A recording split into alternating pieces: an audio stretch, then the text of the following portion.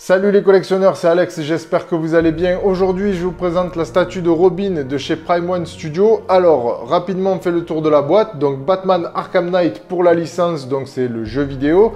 Ensuite, on a Robin, Prime One, la représentation de la statue. Sur le côté, on a juste la cape qui dépasse et Gotham City. Derrière, on a Welcome to Gotham City et le logo de Robin.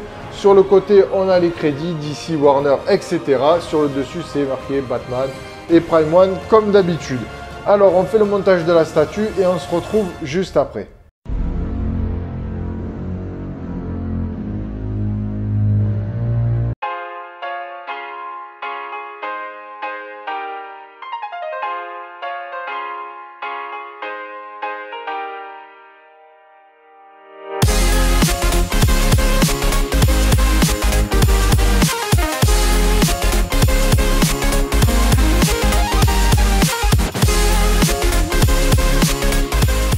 Qui est du socle, donc c'est quelque chose d'assez similaire à ce qu'on peut voir avec le Chevalier d'Arkham, Batman, tout ça, donc c'est vraiment la même lignée hein, au niveau de la licence Arkham Knight. Alors c'est vrai que sur Catwoman, on avait des têtes qui étaient par exemple des têtes de chat, l'épouvantail, des têtes d'épouvantail. Pour les autres, c'était un peu plus nuancé, et là c'est très neutre, on va dire, pour ce personnage-là. Bon. Tout le reste, au niveau du paint, au niveau de tout ce qui est briques, tuyaux, les dorures, tout ça, c'est géré assez simplement, franchement. Enfin, je veux dire, le socle, il est assez basique, je trouve. On a toujours le logo derrière Batman. On est sur quelque chose de très très simple et légèrement moins massif que celui de Batman ou du Chevalier d'Arkham, par exemple, ou même celui de Catwoman. Alors, pour ce qui est des chaussures, alors tout ce qui est les semelles, le paint, les détails sur tout ce qui est protection, coup de pied, tibia, genou, c'est très joli. On a vraiment un aspect, vraiment un peu de métal, mais alors pas un métal clinquant, un métal un petit peu usé. Alors, toutes les sangles qui sont derrière, qui viennent serrer au niveau des mollets, c'est super beau.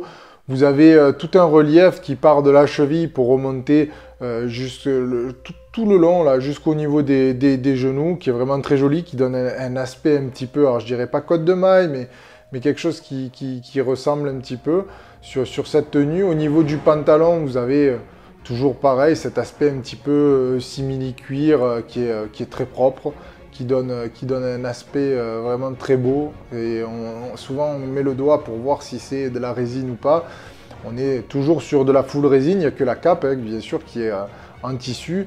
Alors, au niveau des mains, on a des gants qui sont un peu similaires au pantalon. Vous avez des protections avant-bras et au niveau des mains qui sont assez jolies. C'est quelque chose d'assez propre. Au niveau du bâton, je dois avouer que il est très simple et il est limite au niveau je trouve, de la finition. Pour moi, c'est limite, ça bave un petit peu. C'est rare chez Prime, mais ça bave un petit peu. Après, au niveau de la ceinture, on a une ceinture qui est...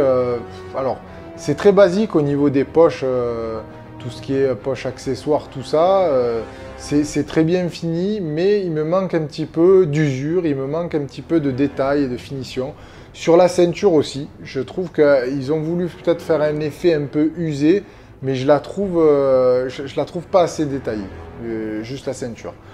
Alors après, quand vous remontez, vous avez tout le torse et tout cet aspect un petit peu armure, donc rouge, qui est assez joli. Les lignes sont quand même assez propres, c'est quelque chose de bien défini. On remonte sur les côtés, vous avez encore ce relief là au niveau des côtes qui descendent sur les hanches. Au niveau des biceps, on a le même relief, donc là-dessus, on a un aspect aussi de tenue cuir au niveau de tout ce qui est triceps, tout ça derrière, qui est assez joli.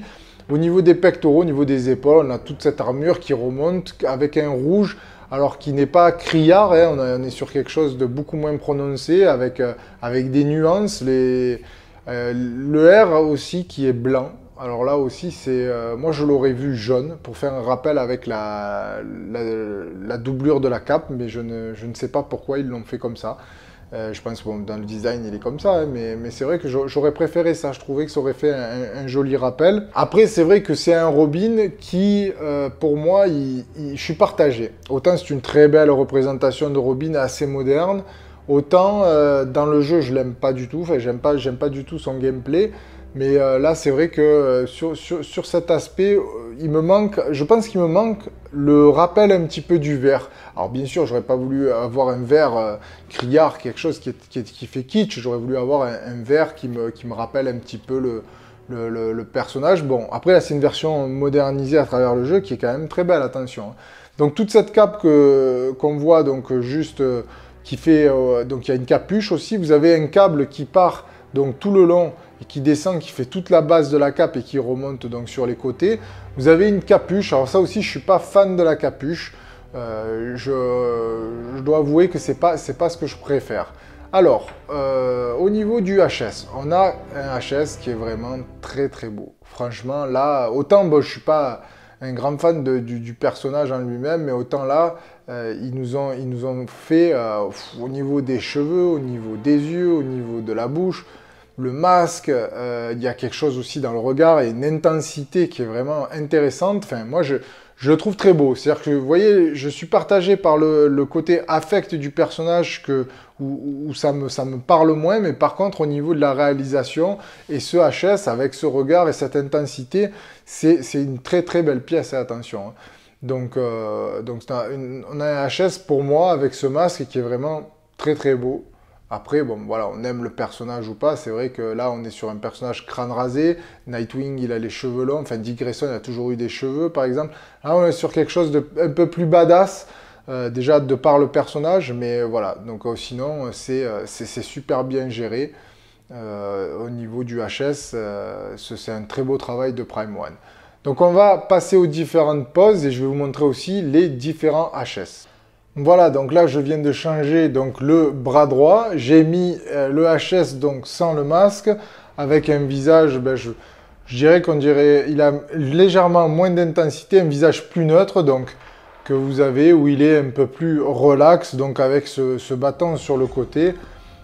C'est aussi une pose plus cool, une pose plus, on va dire, c'est la pose plus relax un petit peu, moi je trouve. Alors, c'est un style, hein, vous pouvez aussi rabattre la capuche. Donc, je vais vous mettre plusieurs poses, donc différentes côte à côte, pour que vous puissiez voir un petit peu ce que ça donne, parce qu'elles sont assez jolies, les différentes poses qu'on peut faire donc, avec celui-ci. Vous avez donc aussi la pose avec le bâton, donc le bâton long, on va dire, quand il est totalement déplié. Vous avez aussi donc le HS avec les dents serrées et un air encore plus, on va dire, énervé au niveau du regard, au niveau du masque, des plissures au niveau du front qui sont plus prononcées. Donc c'est quand même quelque chose, enfin, c'est une belle statue. Après, voilà, comme je vous dis, moi je suis pas fan du bâton, je préfère les doubles bâtons de Nightwing. Je dois avouer que c'est techniquement une réussite, hein, il faut dire ce qui est, et c'est une très belle interprétation, on va dire, de Batman à travers on va dire le design de Batman Arkham Knight. Autant, je veux dire, j'accroche totalement sur l'aspect de Batman, par exemple, qui est différent. On a une nouvelle armure et tout ça, et que j'aimais beaucoup, par exemple, l'armure de Arkham City. Mais là, sur ce Robin-là, je sais pas, il me manque le côté coup de cœur qui fait que c'est une pièce qui est irréprochable techniquement, mais qui, pour moi, au niveau de l'affect, il me manque quelque chose. Voilà, vous voyez, vous avez vu un petit peu les poses, bâton long, bâton court, bâton posé sur l'épaule, les HS qui sont très beaux, franchement, il n'y a rien à dire au niveau des HS. Moi, je vois que les cheveux, c'est top, ça me rappelle quand j'avais le crâne rasé. Mais voilà, c'est vraiment une très très belle pièce de Prime One. La rapide conclusion de ce Robin du Batman Arkham Knight, le jeu vidéo. Alors c'est techniquement une très belle pièce, une bonne maîtrise de Prime One comme d'habitude. Il y a des petites choses qui m'ont dérangé. Alors je ne vais pas parler de l'affect du perso parce que je vous l'ai déjà assez dit dans la présentation. Un socle qui est un petit peu trop neutre, qui ne se démarque pas. des petits soucis de finition qui sont légers, mais que de la part de Prime One, ça fait un peu bizarre. De la finition sur le bâton, des choses qui sont un peu trop simplistes, je trouve, pour une statue qui est, pour moi, c'est quand même une marque qui est sur du prestige, à ce prix-là aussi. Donc c'est une statue qui tourne dans les 1100, 1200 euros à peu près. Donc voilà, donc c'est quand même, on attend toujours de Prime One une très grande qualité, comme ils nous ont habitués aussi, donc c'est pour ça. Je vous mets donc dans la description le lien du site partenaire. N'oubliez pas de consulter souvent le site et surtout le dépôt-vente parce que ça tourne, il y a des pièces qui rentrent et des belles pièces comme ça, certaines elles restent pas très longtemps. Donc je vous dis, restez à l'affût et allez souvent voir un petit peu ce qui rentre. Vous avez aussi la page Facebook, Kyodai et Aniki, où ils communiquent beaucoup là-dessus. Donc n'hésitez pas à aller les voir et bien sûr à liker leur page. Dites-moi vous ce que vous en pensez dans les commentaires, likez, partagez, abonnez-vous à la chaîne pour ne pas rater les prochaines vidéos. N'oubliez pas d'activer la cloche pour être averti à chaque fois que je fais une nouvelle vidéo. Je vous dis à très bientôt et collectionnez bien.